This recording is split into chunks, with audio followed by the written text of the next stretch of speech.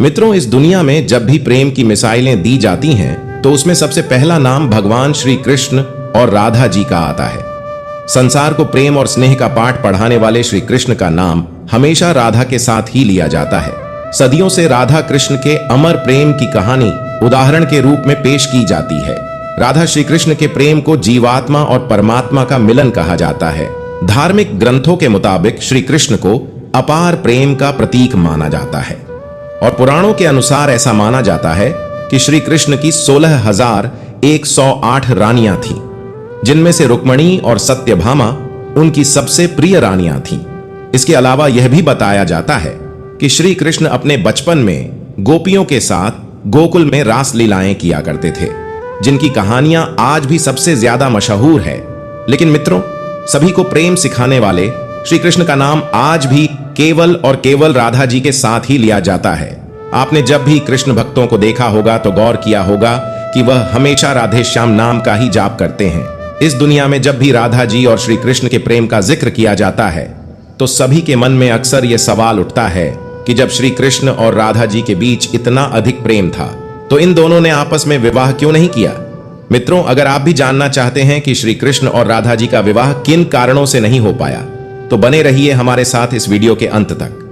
पद्म पुराण के अनुसार ऐसा बताया जाता है कि राधा जी वृषभानु नाम के ग्वाले की बेटी थी और उनका जन्म यमुना नदी के पास रावल नाम के एक गांव में हुआ था और कुछ समय बाद राधा जी के पिता बरसाना आकर बस गए थे।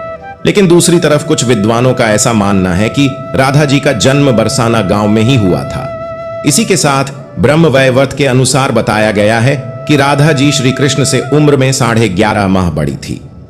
कृष्ण से पहले ही राधा ने जन्म ले लिया था, लेकिन जब तक भगवान कृष्ण के दर्शन नहीं हुए उन्होंने अपनी आंखें बंद रखीं।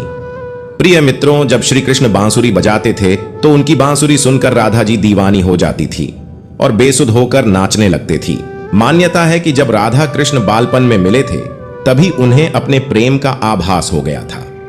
श्री कृष्ण राधा से प्रेम करने लगे। दोनों एक दूसरे से विवाह भी करना चाहते थे। जब यह बात राधा के घर वालों को पता चली तो उन्होंने राधा को घर में कैद कर दिया। वह लोग राधा और कृष्ण के विवाह से इसलिए भी खिलाफ थे क्योंकि राधा का विवाह कहीं और तय हो गया था।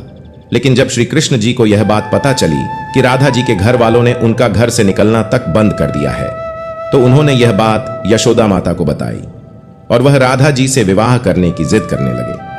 लेकिन लाख कोशिश करने के बावजूद भी श्री कृष्ण माता यशोदा को नहीं मना पाए और माता यशोदा ने श्री कृष्ण को यह कहकर टाल दिया कि एक तरफ तो राधा जी उनसे उम्र में बड़ी है और दूसरी तरफ उनका विवाह भी पहले से तय हो चुका है। यशोदा माता ने जब यह बात नंद महाराज को बताई तो उन्होंने भी श्री कृष्ण को बहुत समझाया और राधा जी से विवाह न करने की सलाह दी। लेकिन इतना समझाने के बावजूद भी जब श्री कृष्ण राधा जी से विवाह करने की जिद नहीं छोड़ रहे थे तब यशोदा माता और नंद महाराज श्री कृष्ण को आर्षि गर्ग के पास ले गए। गर्ग राजर्षि ने कृष्ण को समझाया कि तुम्हारा जन्म किसी खास लक्ष्य के लिए हुआ है। इसकी भविष्यवाणी हो चुकी है कि तुम तारणहार हो। इस संसार में तुम धर्म की स्थापना करोगे। तुम्हें इस ग्वालिन से विवाह नहीं करना चाहिए। तुम्हारा एक खास लक्ष्य है। तब श्री कृष्ण कहते हैं कि मुझे नहीं बनना तारणहार। मैं तो अपने गायों, ग्वालिनों और इन नदी पहाड़ों के बीच ही रहकर प्रसन्न और आनंदित हूं। और यदि मुझे धर्म की स्थापना करनी है तो क्या मैं इस अधर्म के साथ शुरुआत करूं कि जो मुझे चाहती है और जिसे मैं प्रेम करता हूं उसे छोड़ दूं? यह तो न्याय नहीं है। गर्ग मुनि हर तरह से समझाते हैं लेकिन श्री कृष्ण नहीं समझते हैं। तब गर्ग मुनि उन्हें एकांत में यह रहस्य बता देते हैं कि तुम यशोदा और नंद के पुत्र नहीं बल्कि देवकी और वसुदेव के पुत्र हो और तुम्हारे माता पिता को कंस ने कारागार में डाल रखा है। यह सुनकर श्री कृष्ण कुछ भी कहने की स्थिति में नहीं रहे और फिर उन्होंने कहा, कृपया मेरे बारे में और कुछ बताइए। तब गर्ग मुनि ने कहा कि नारद ने तुम्हें पहचान लिया है और तुमने अपने सभी गुणों को प्रकट कर दिया है। तुम्हारे लक्षण इस ओर संकेत करते हैं कि तुम ही वह महापुरुष हो जिसके बारे में आर्षि मुनि चर्चा करते हुए आ रहे हैं। यह सुनकर श्री कृष्ण चुपचाप उठे और गोवर्धन पर्वत की सबसे ऊंची चोटी पर जाकर अकेले आकाश को देखने लगे। बस वे वहीं दिन भर रहे और सूर्यास्त के समय ज्ञान को उपलब्ध हो गए। वहीं से उनकी दशा और दिशा बदल गई। तभी से श्री कृष्ण और राधा जी के बीच दूरियां पैदा होने लगीं। कुछ समय बाद श्री कृष्ण जब और बड़े हुए तो उन्हें कंस के बुलाने पर वृंदावन छोड़कर मथुरा जाना पड़ा। कहा जाता है कि जब श्री कृष्ण वृंदावन छोड़कर मथुरा जा रहे थे तो वे चुपके से राधा जी के घर उनसे मिलने पहुंचे थे और उनसे बिना कुछ कहे ही उन्हें अपनी बांसुरी तोहफे में दे दी थी। इसके कुछ समय बाद ही श्री कृष्ण बड़े भाई बलराम जी के साथ वृंदावन को छोड़कर मथुरा की ओर रवाना हुए। उन्होंने राधा से वादा किया था कि वह वापस लौटेंगे, लेकिन वह कभी वापस नहीं आए और न ही राधा जी के मथुरा या द्वारका जाने का जिक्र मिलता है। श्री कृष्ण के मथुरा जाने के बाद राधा जी उनकी याद में फूट फूट कर रोया करती थी और फिर इसके बाद राधा जी ने अपने माता पिता की इच्छा अनुसार विवाह कर लिया और अपनी एक अलग दुनिया बसा ली।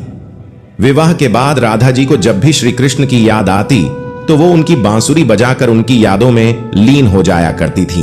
एक मत यह भी है कि राधा रानी ने ही श्री कृष्ण से विवाह के लिए मना किया था। राधा यशोदा पुत्र कान्हा से प्रेम करती थी, लेकिन जब वह मथुरा गए तो राधा रानी खुद को महलों के जीवन के लिए उपयुक्त नहीं मानती थीं। लोग चाहते थे कि श्री कृष्ण एक राजकुमारी से विवाह करें, इसलिए राधा ने श्री कृष्ण से विवाह न करने की ठान ली। ये भी कहा जाता है कि राधा को महसूस हो चुका था कि श्री कृष्ण भगवान का अवतार है और वह खुद को एक भक्त मानने लगी थी। राधा श्री कृष्ण की भक्ति में लीन हो चुकी थी और वह भगवान से विवाह नहीं कर सकती थी।